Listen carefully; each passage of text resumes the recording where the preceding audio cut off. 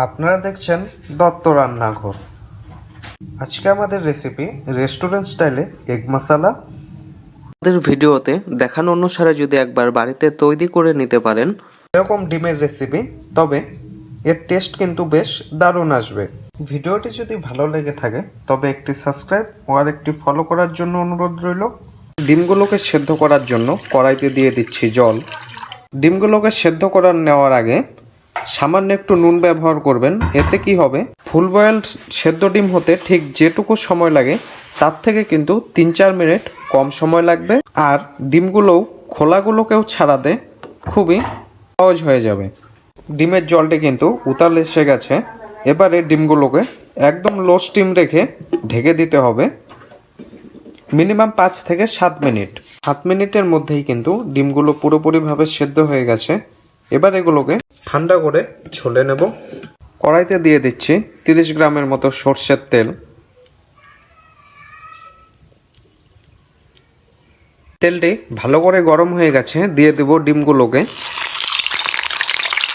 রঙের জন্য দিয়ে দিতে হবে হলুদ গুঁড়ো, সামান্য একটু কাশ্মীরি লঙ্কার গুঁড়ো, আর দিয়ে দিন স্বাদ মতো নুন। এবারে ডিমগুলোকে ভেজে নেব। আচ্ছা, এখানে আমি ডিমগুলোকে বেশি কড়া করে ভাজবো না, আপনারা চাইলে কিন্তু কড়া করেও ভেজে নিতে পারেন। ডিমগুলো ভাজা হয়ে গেছে, এবার ডিমগুলোকে একটি পাত্রে নামিয়ে নেব। ডিম ভাজার তেলে দিয়ে দিচ্ছি 2টো বড় সাইজের ভালো করে কুচিয়ে নেওয়া পেঁয়াজ। স্টিমটিকে ফুল হাই করে দিয়ে পেঁয়াজগুলোকে লাল লাল করে ভেজে নিন। এরই সাথে দিয়ে দিন ঝালের জন্য কাঁচা লঙ্কা কুচি। এরই সঙ্গে দিয়ে দিতে হবে সেন্টের জন্য কয়েকটি গোটা গরম মশলা, যেমন 1 টুকরো দারচিনি, 3 থেকে 4টে এলাচ আর 5টে লবঙ্গ। দেখুন পেঁয়াজগুলো কিন্তু লাল করে ভাজা হয়ে গেছে। এই স্টেজে দিয়ে দিতে হবে 1 চা চামচ আদা রসুন বাটা। এবারে আদা রসুন বাটাটিকে ততক্ষণ পর্যন্ত কুক করুন যতক্ষণ না পর্যন্ত এর থেকে কাঁচা সেন্টটি চলে যাচ্ছে। আদা রসুনের কাঁচা সেন্টটি চলে গেলে দিয়ে দিন 2টো মিডিয়াম সাইজের টমেটো বাটা। টমেটোটিকে ভালো করে কিন্তু কুক করে নিতে হবে। টমেটোটি যদি খুব ভালো করে কুক না করেন তবে কি হবে, এই মশলার টেস্টটি খুব বেশি একটা ভালো আসবে না। অ্যাকচুয়ালি মাছ বা মাংসর কিন্তু একটি আলাদাই টেস্ট হয়ে থাকে, সে কারণে মাছ বা মাংসর যে কোনো রেসিপির টেস্ট একটু অন্যরকম হয়, কিন্তু ডিমের কিন্তু আলাদা কোনো রকম টেস্ট হয় না। সে কারণে এই মশলাগুলোকে একটু ভালো করেই কুক করে নিতে হবে, তবেই কিন্তু দেখবেন এই রেসিপিটি খাবার সময় বেশ দারুণ লাগবে।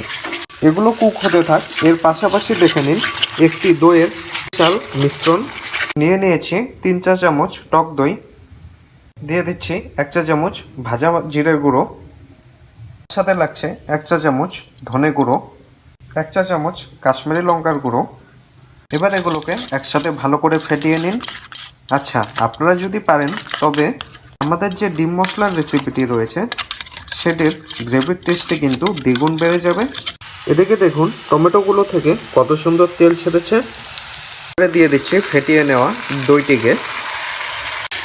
এবারে 1.5 থেকে 2 মিনিট গ্যাসের আঁচটিকে একদম লো করে দিয়ে দইয়ের সাথে মিশিয়ে নিন মশলাগুলোকে। দইটিকে ব্যবহার করার পর গ্যাসের আঁচটিকে কিন্তু লো করে দিতে হবে। যদি বাড়ানো অবস্থায় ব্যবহার করেন সেক্ষেত্রে দইটি ফেটে যাওয়ার সম্ভাবনা রয়েছে। 1.5 থেকে 2 মিনিট পর মিষ্টির জন্য দিয়ে দিচ্ছি সামান্য একটু চিনি। এখানেই কালারের জন্য দিয়ে দিন সামান্য একটু হলুদ গুঁড়ো আর স্বাদ মতো নুন। হলুদ আর নুনটি মেশানো হয়ে গেলে দিয়ে দিন গ্রেভির জন্য পরিমাণ বুঝে জল। এবারে ততক্ষণ পর্যন্ত ওয়েট করতে হবে যতক্ষণ না পর্যন্ত ঝোলটি ভালো করে ফুটে উঠছে। ঝোলটি পুরোপুরিভাবে ফুটে উঠেছে, এই স্টেজে দিয়ে দেব ভেজে নেওয়া ডিমগুলোকে। আচ্ছা, আপনাদের ভিডিওগুলো দেখার সময় যদি বুঝতে কোনো রকম অসুবিধে হয়ে থাকে সেক্ষেত্রে আমাদের ডেসক্রিপশন বক্স চেক করে নেবেন। সেখানে কিন্তু সমস্ত পরিমাণের পরিমাপগুলো একদম লেখার মাধ্যমে উল্লেখ করে দেওয়া হয়ে থাকে আপনাদের বোঝার সুবিধার্থে। ঝোলটি পুরোপুরিভাবে কমপ্লিট হয়ে গেছে, ফাইনালি এটিকে ফিনিশ করুন। কয়েকটি কুচনো ধনেপাতা দিয়ে, আর বার্নিশের জন্য দিয়ে দিন কয়েকটি চেরা কাঁচা লঙ্কা। শেষবারের মতো একবার মিশিয়ে নিন। কালারটি দেখতে ঠিক যতটা সুন্দর লাগছে, খেতেও কিন্তু ঠিক ততটাই ভালো হবে। দেখা হচ্ছে অন্য কোনো দিন অন্য কিছু নিয়ে। ভালো থাকবেন, সুস্থ থাকবেন।